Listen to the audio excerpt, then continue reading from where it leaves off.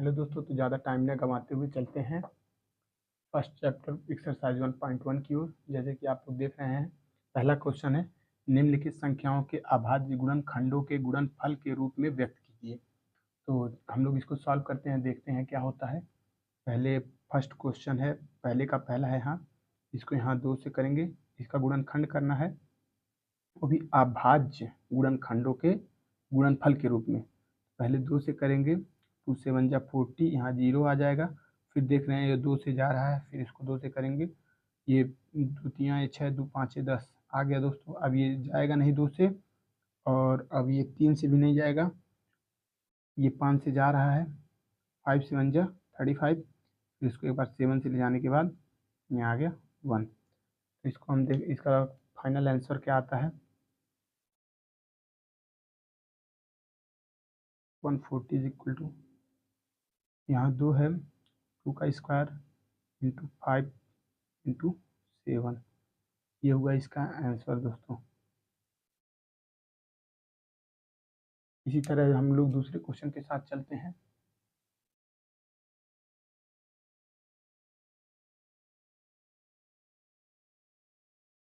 दो से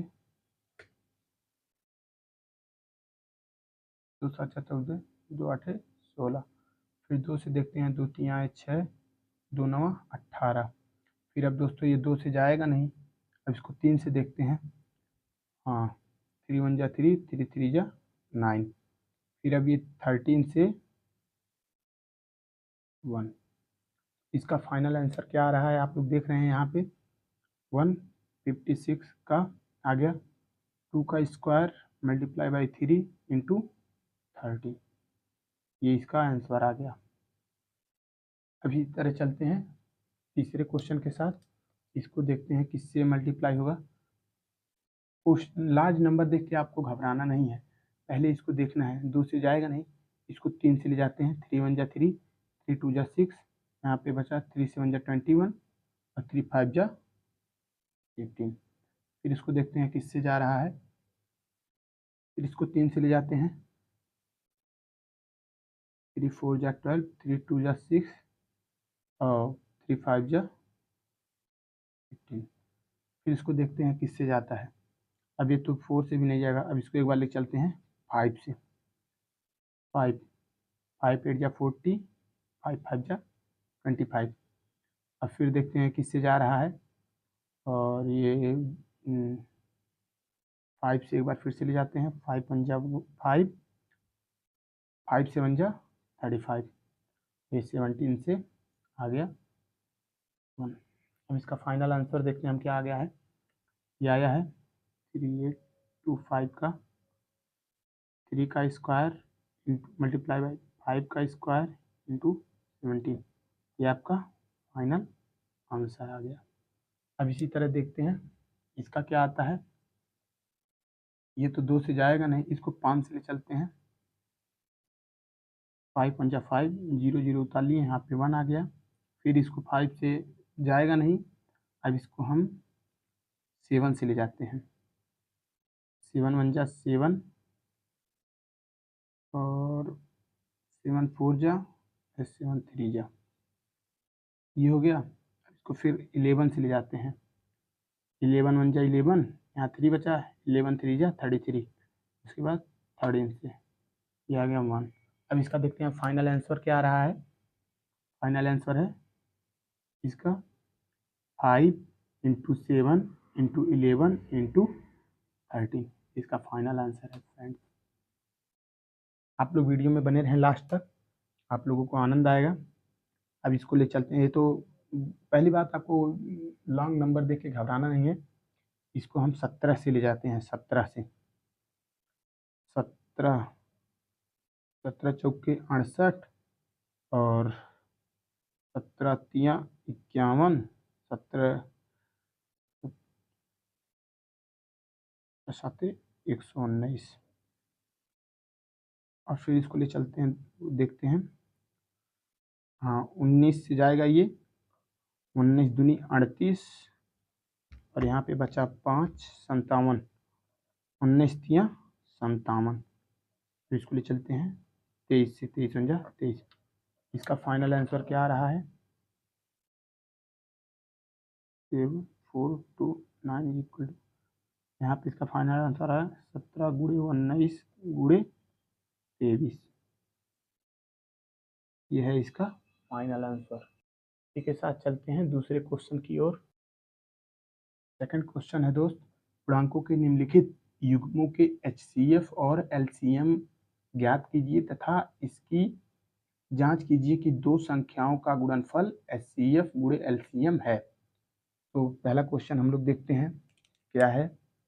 पहले तो हमको इसका LCM लेना है 26 का 2 एक कम 2 2 3 6, उसके बाद ये आ गया। और फिर इसका हमको लेना है 91 का, अलग अलग लेना है, आप एक साथ LCM नहीं लेंगे। फिर ये 13 7 91, ये हो गया 13। आपको नॉर्मल मल्टीप्लाई तो आता ही होगा, आप लोग एक बार देख लेंगे। 26 का हो गया 2 मल्टीप्लाई बाई 13, और ये सब का पावर 1 है। अब उसके बाद देखते हैं 91 का क्या है। 91 का है 7 इंटू 13। HCF लेते वक्त हमको ये देखना है न्यूनतम, सबसे जो दोनों में कॉमन हो और जिसका न्यूनतम घात हो। न्यूनतम घात दोनों में कॉमन है 13, तो इसका न्यूनतम घात दोनों में एक ही है, तो ये हो गया HCF। अभी नेक्स्ट क्वेश्चन देखते वक्त अभी और फाइनल हो जाएगा आप लोगों को कैसे करना है। और LCM में क्या होता है, LCM में आपको सबसे ज़्यादा घात जिसका होता है वो लेना होता है और सभी संख्याएं लेनी होती है। तो LCM हो गया 2 इंटू 7 इंटू 13, इन सब का मल्टीप्लाई करेंगे 2 7 14, 14 तिरहियम 182। अब इसको हम लोग देख लेते हैं फ्रेंड्स। ये दिया है दो संख्याओं का गुणनफल, तो देखते हैं क्या आता है। दोनों संख्याओं का गुणनफल, दोनों संख्याओं का गुणनफल देखते हैं क्या आता है। 26 गुणे 91, तो आप इसका जब मल्टीप्लाई करेंगे तो आएगा 2366। अब देखते हैं ये सही है या फिर गलत। HCF इंटू LCM, तो ये हो गया 13 गुणे 182 आ गया। अब इसका देखेंगे क्या आएगा। इसका जब मल्टीप्लाई करेंगे तो सेम यही वैल्यू अगर आ गई तो समझ लीजिए सही है। तो इसका मल्टीप्लाई करने पे आ रहा है 2366।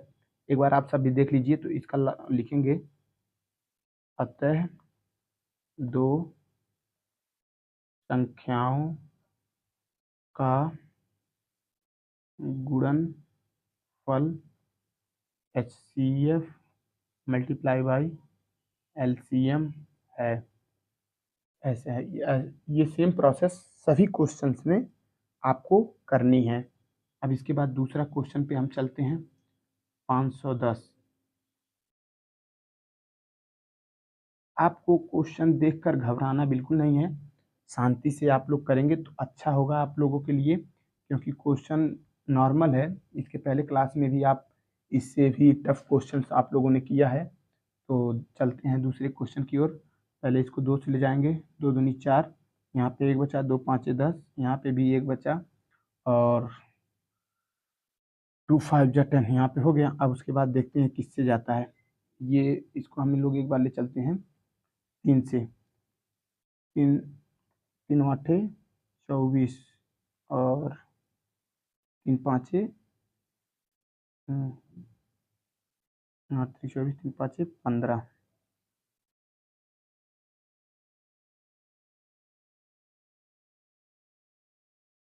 अब फिर इसको एक बार 5 से ले चलते हैं, और 5 एकम 5, 5 7 35। अब एक बार इसको 17 से ले चलते हैं 1। तो इसका देखते हैं हम क्या आ रहा है। 510 multiply by 3 multiply by 5 by 7 3। अब इसी तरह हम लेते हैं 92 का। इसी प्रकार से यहाँ पे पहले 2 से ले चलेंगे, 2 चौका 8, 2 छक 12, फिर 2 से यहाँ पे आ गया 23 और यहाँ पे फिर ले चलेंगे 23 से 1। अब इसका आ गया 92 का 2 का स्क्वायर मल्टीप्लाई बाई 23। अब HCF निकालने से पहले HCF हमको ये ध्यान रखना है इन दोनों में कॉमन क्या है और उसकी सबसे छोटी घात। तो इन दोनों में 2 कॉमन है, 2 की सबसे छोटी घात ये है, तो HCF इसका 2 हो गया। और LCM में हमको देखना है, सभी लेना है और उनकी सबसे बड़ी घात वाली हमको संख्या लेना है। तो यहाँ पे हो गया 2 का square multiply by 3 into 5 into 17 into ये हो गया 23। इनका जब मल्टीप्लाई करेंगे तो हम आएगा 23,460, ये इसका LCM आ गया। अब हम सेम प्रोसेस यही करेंगे। अब इतना लिखने से हम डायरेक्ट करते हैं दोनों संख्याओं का गुणनफल, 510 गुणे 92, ये आ गया आपका 46,920। और अब हम देखेंगे HCF गुणे LCM, ये हम देखेंगे HCF गुणे LCM और 2 गुणे 23,460 बराबर ये आपका आ रहा है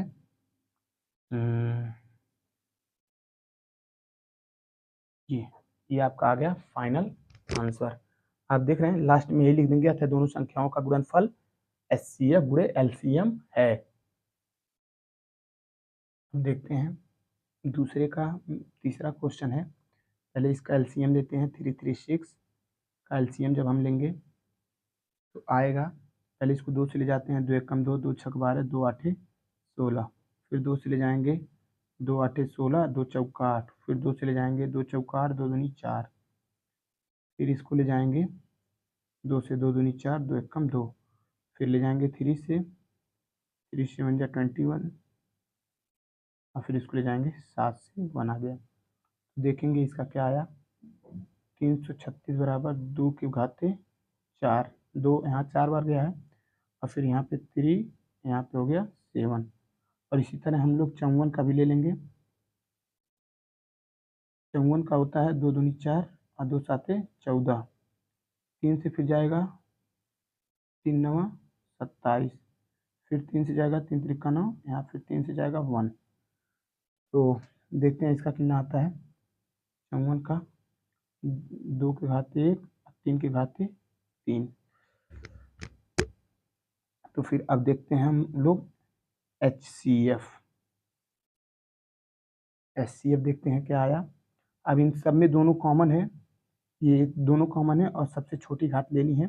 यहाँ 2 में दोनों कॉमन है, 2 की सबसे छोटी घात है 1, यहाँ पे हो गया 2 के घाते 1 गुणे। अब देखना और इन दोनों में क्या कॉमन है, इन दोनों में 3 कॉमन है, तो इन दोनों में सबसे छोटी घात क्या है, ये है 3 के घाते 1, इन दोनों का HCF आ गया 6। और LCM 2 के घाते 4 गुणे 3 के घाते 3 गुणे 7। LCM में आपको हमेशा देखना है सबसे बड़ी घात लेनी है LCM में, तो इसका LCM क्या आ गया, और 2 दूनी 4 दूनी 8 दूनी 16 गुणे 27 गुणे 7, 16 गुणे 27 गुणे 7, ये हो गया इसका LCM। अब इसका इन सब का मल्टीप्लाई करने पे आएगा दोस्त और 3024। अब हम देखते हैं दोनों संख्याओं का गुणनफल कितना आ रहा है। दोनों संख्याओं का गुणनफल 336 इंटू 54। तो दोस्तों आप लोग देख रहे हैं यहाँ पे तीसरा क्वेश्चन है, अभाज्य गुणनखंड विधि द्वारा निम्नलिखित पूर्णांकों के HCF और LCM ज्ञात कीजिए। इसमें केवल HCF और LCM हमको ज्ञात करना है। तो चलते हैं पहले क्वेश्चन की ओर। यहाँ सबका अलग अलग लेना है, एक साथ किसी का आपको नहीं लेना है, सबका अलग अलग से लेना है। तो चलते हैं हम लोग फर्स्ट क्वेश्चन की ओर। यहाँ पहले 12 का लेंगे, देखते हैं 2 छक्का 12, 2 तियाएँ 6, 3 एकम 3, ये हो गया 12 का देखते हैं यहाँ 12 का हो गया, 2 का स्क्वायर ये 3। उसके बाद फिर यहाँ लेते हैं 15 का, देखते हैं 15 का क्या आता है।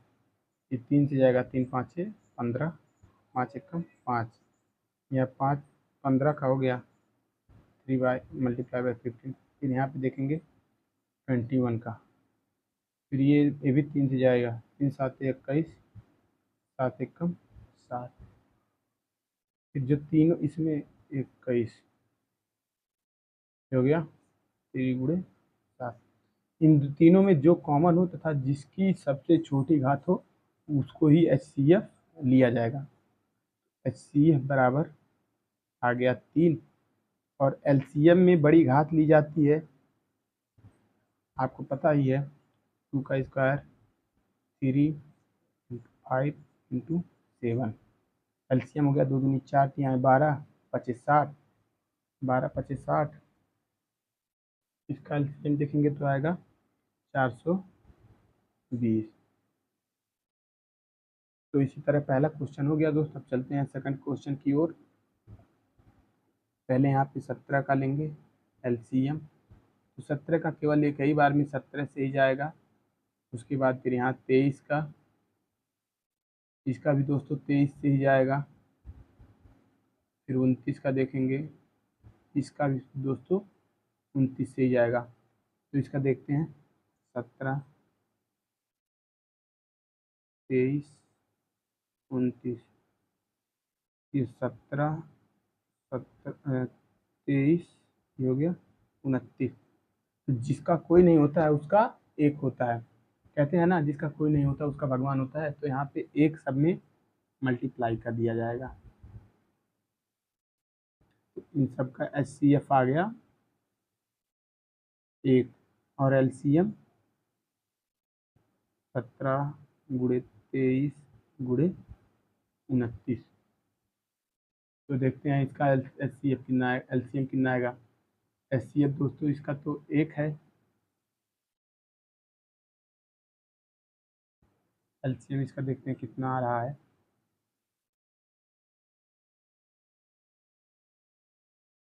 इन सब का जब आपस में मल्टीप्लाई करेंगे तो आएगा 11,339। इसी तरह अब चलते हैं तीसरे क्वेश्चन की ओर। पहले 8 का लेंगे LCM, 2 चौका 8, 2 दूनी 4, 2 एक कम 2। अब फिर इसी तरह 9 का लेंगे, 3 त्रिका 9, 3 एक कम 3। इसी तरह अब लेंगे 25 का, 5 25, 5 पंजा 5, और ये हो गया 8 का, हो गया 2 का क्यूब। फिर यहाँ हो गया 9 का, हो गया 3 का स्क्वायर। यहाँ पे हो गया 25 का 5 का स्क्वायर। अभी मैंने बोला ना जिसका कोई नहीं होता उसका भगवान होता है, तो यहाँ पे सब में मल्टीप्लाई 1 कर लेंगे। इसका HCF आ गया, और LCM यहाँ पे देखेंगे 2 क्यूब इंटू 3 का स्क्वायर इंटू 5 का स्क्वायर। तो यहाँ 8 गुणे 9 गुणे 25, 25 200, 9 दूनी 1800, ये हो गया आंसर। इसी के साथ चलते हैं तीसरे क्वेश्चन की ओर। इसी के साथ चलते हैं चौथे क्वेश्चन की ओर। क्वेश्चन नंबर 4, HCF 306 657 का 9 दिया है, LCM 306 और 657 का LCM हमें ज्ञात करना है। तो देखते हैं, आपने इसके पहले ही पढ़ा होगा, दो संख्याओं का गुणनफल HCF गुणे LCM होता है। तो स्टार्ट करते हैं इस क्वेश्चन को हम। तो देखते हैं यहाँ दो संख्याओं का गुणनफल बराबर होता है HCF गुणे LCM। तो हमें HCF दिया है, तो देखते हैं क्या होता है। दो संख्याओं का गुणनफल फल होता है HCF गुणे LCM। तो HCF गुणे LCM बराबर लिखते हैं हम लोग 306 गुणे 657 और LCM और HCF दिया है 9। LCM हमको निकालना है, तो लिखेंगे LCM बराबर 306 गुणे 657 डिवाइडेड बाई 9। तो यहाँ ले चलेंगे 3 से, और 3 से जाएगा ये, 3 एकम 3, ये हो गया। अब फिर 3 से इसको ले चलते हैं, 3 दूनी 6 और 3 एकम 3, 3 9 27, ये होता है। इसको सॉल्व करेंगे तो आएगा 22, 33, 8, ये रहा इसका आंसर। अब चलते हैं इसी के साथ दूसरे क्वेश्चन की ओर। Question number 5। तो ये दिया है क्वेश्चन नंबर 5 की जांच कीजिए कि क्या किसी प्राकृत संख्या 6 के पावर n अंक 0 पर समाप्त हो सकती है। तो जैसे कि ये दिया है कि 6 के पावर अंक 0 पर समाप्त हो सकती है, तो हम लोग देखते हैं क्वेश्चन। यदि 6 के पावर को हम मान 6 के पावर n को हम मान सकते हैं, n एक प्राकृतिक संख्या है, प्राकृतिक संख्या 6 के पावर n, यानी एक प्राकृतिक संख्या है। तो प्राकृतिक संख्या देखते हैं, 6 के पावर 1 का मल्टीपल होगा 6 आएगा, और 6 की पावर 2 लेंगे, n का मान 2, यहाँ पे 6 36 आएगा, और 6 के पावर 3 लेंगे तो 216 आएगा। तो इसी प्रकार से हम देखते चलेंगे, बढ़ते जाएगा। तो यहाँ पे सबका अंक 0 पर समाप्त नहीं हो रहा है, गुणज होना आवश्यक है, तभी ये माना जाएगा कि लास्ट में इसका 6 आएगा।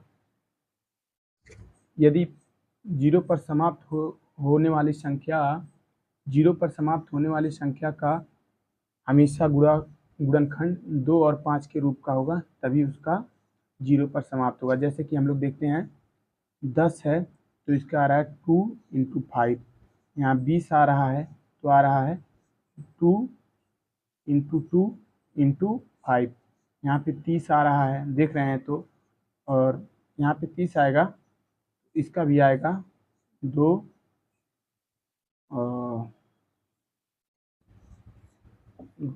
3 गुणे 5।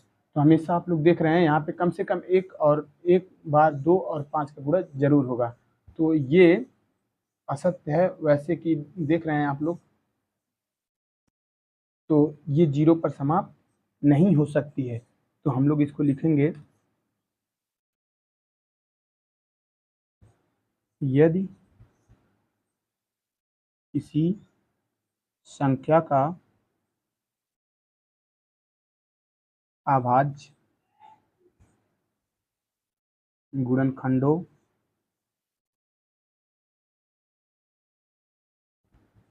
में 2 या 2 और 5 उपस्थित हो तो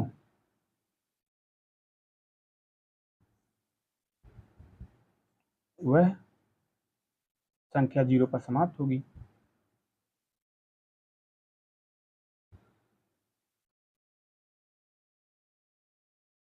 अन्यथा वह 0 पर समाप्त नहीं होगी। तो जैसे हम देखते हैं 10 बराबर 2 गुणे 5, 20 बराबर 2 गुणे 2 गुणे 5, 30 बराबर 2 गुणे 3 गुणे 5, यहाँ 5 आ रहा है ना, तो लिखेंगे क्योंकि यदि उस संख्या के गुणनखंड में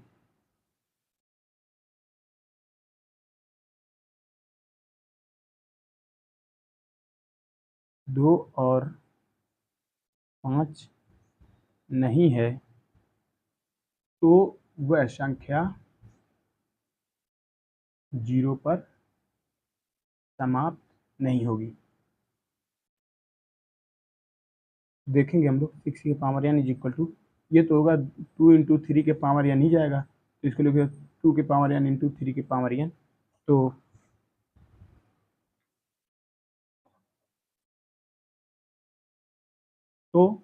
देखेंगे, इसको लिखेंगे अतः 6 की पावर n किसी भी प्राकृत संख्या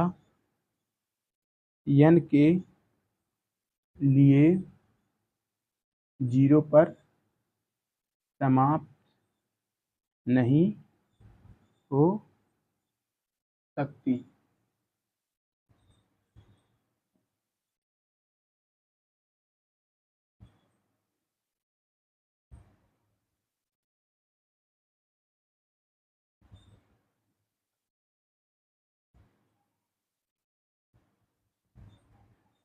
तो संख्या 0 पर समाप्त नहीं हो सकती। तो चलते हैं नए क्वेश्चन के साथ। क्वेश्चन नंबर 6 स्टार्ट करते हैं। हम देखने वाले क्वेश्चन नंबर 6। यहाँ पे लिखा है व्याख्या कीजिए कि 7 × 11 × 13 + 13 और 7 × 6 × 5 × 4 × 3 × 1 + 5 भाज्य संख्या है। 7 × 11 × 13 + 13, तो इन दोनों में कॉमन है, 13 को बाहर कर लेते हैं। 7 × 11 + 1 ये हो गया। तो इसको लिखेंगे 13 और 11 से 77 1 78, तो हो गया 13 × 78। तो लिखेंगे अतः यह 2 या 2 से अधिक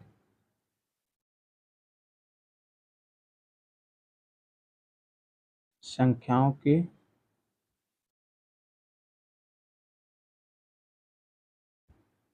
गुणनखंड के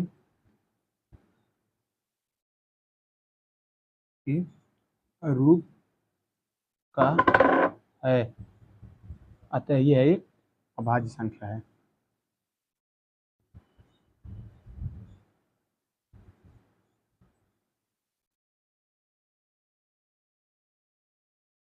अब ये पहला पार्ट हो गया। अब इसी तरह हम देखकर चलते हैं दूसरे पार्ट की ओर। ये 7 × 6 × 5 × 4 × 3 × 2 × 1 + 5, तो इन दोनों में जब सबसे कॉमन इसको ले लेते हैं, 5 दोनों में कॉमन है।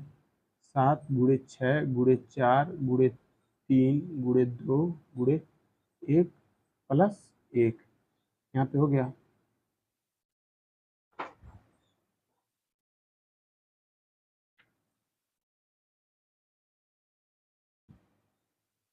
अब इसका जब मल्टीप्लाई करेंगे तो क्या होगा,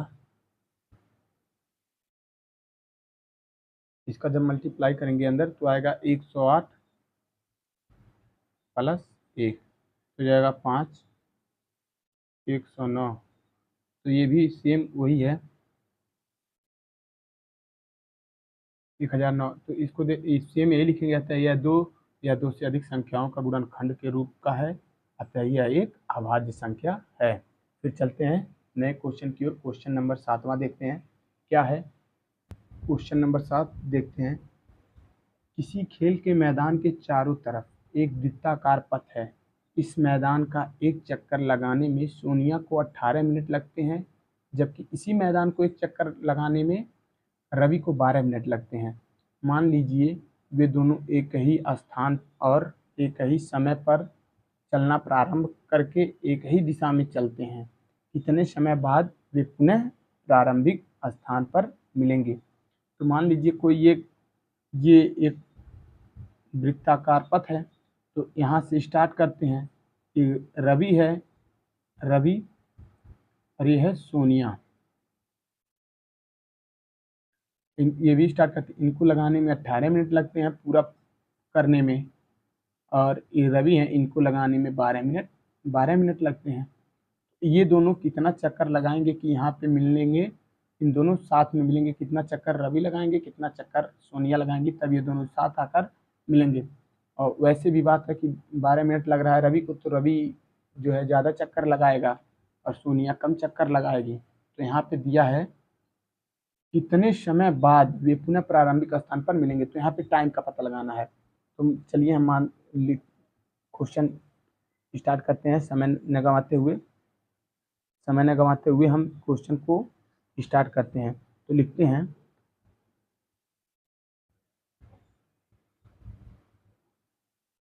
माना रवि एक्स चक्कर तथा सोनिया वाई चक्कर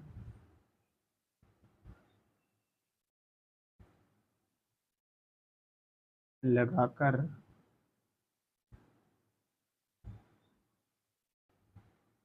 फिर से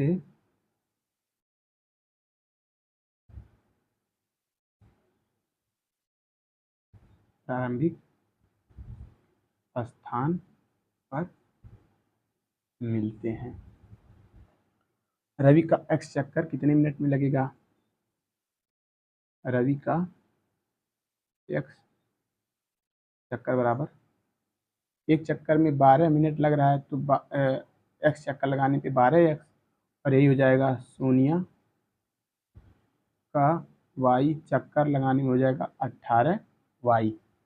तो देख सकते हैं, तो दोनों अब लिखेंगे, दोनों को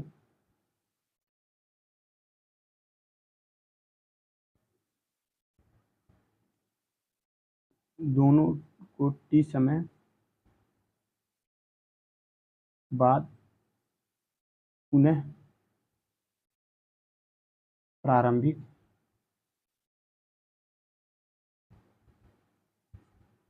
स्थान पर मिलते हैं। ये जो टी होगा 12 एक्स और 18 वाई दोनों का गुणज होगा, क्योंकि टी समय दोनों का दोनों में समय बराबर है दोनों का, बस चक्कर किसी ने ज़्यादा लगाया है और किसी ने चक्कर कम लगाया है। तो हम देखेंगे टी 12 और 18 का गुणज है, अतः टी 12 और 18 का एलसीएम है। तो हम एलसीएम निकालेंगे इन दोनों का, 12 और 18 का एलसीएम। देखिए सेम इसके पहले वाला मेथड एलसीएम में हम लोग यूज करेंगे।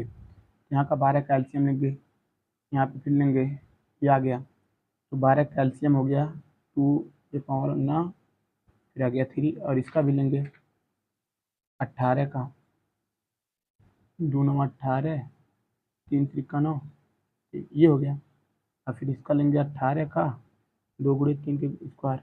अब इन दोनों का जो आएगा उसे ही हम एलसीएम इन दोनों का जो आएगा वो ले लेंगे, 2 का स्क्वायर इंटू 3 का स्क्वायर, और ये हो गया 4 गुणे 9 बराबर 36 मिनट।